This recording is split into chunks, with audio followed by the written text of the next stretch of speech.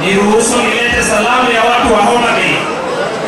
Na kwa sababu mmekuwa mkiongea na hiyo lugha mimi sisikii, nimeweka simu yangu iko on. Watu wa Homa Bay wanataka kusikia. Nikisema Matiang'i unaniambia safisha Kenya. Nikisema yule jamaa nasema one time. Na ile sauti ya watu wa Homa Bay kusikia. Matiang'i! Matiang'i! Yule jamaa! Yule jamaa!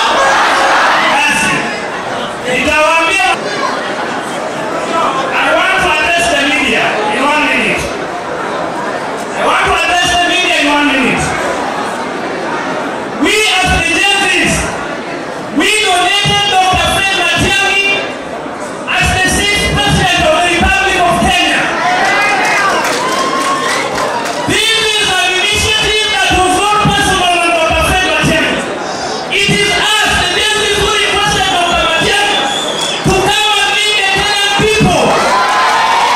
And therefore, I want you as the media to report this in an open daylight. Secondly, there is a propaganda that is being sponsored by the government machinery.